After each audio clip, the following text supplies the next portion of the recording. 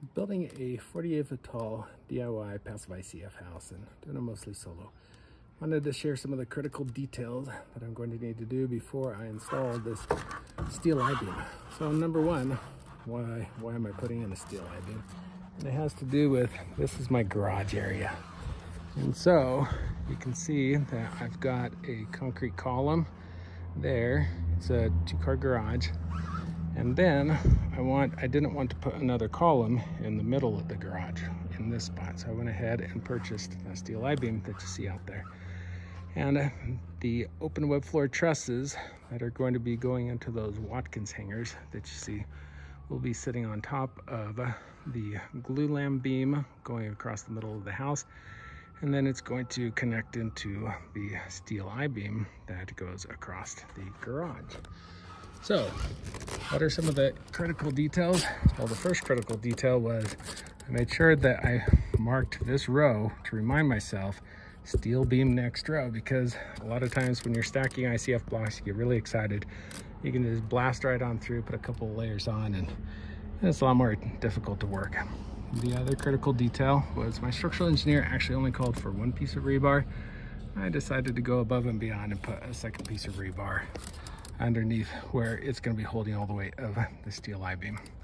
Also, technically the steel I-beam only needs to go in 4 inches. I've got an 8-inch wall. I'll be going at least 6 inches in as well.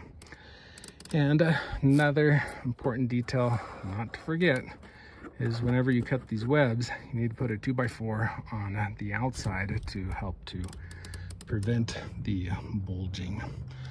Then another important detail is at the bottom of the I-beam, I have to drill 2 holes and put bolts into both of those so that it doesn't come out in the event of an earthquake. Although, because I am pouring this in place rather than creating a box, I really doubt that thing's going to be coming out. One of the other advantages of doing so is as that concrete consolidates underneath the I-beam, the top of the I-beam will be being supported underneath it with concrete. Now, I wouldn't suggest doing this. Here's another detail. That is, I would not suggest pouring it in place if you are not pouring as wet as I am. So I'm actually doing a number 8 slump. That's only a number 8 slump because of the plasticizer. But with the vibrator, then I'll be able to get that number 8 underneath where the steel beam is going to be going. And so if you want to see how this thing turns out, be sure to like and subscribe. And otherwise, I'll see you next time, and thanks for watching.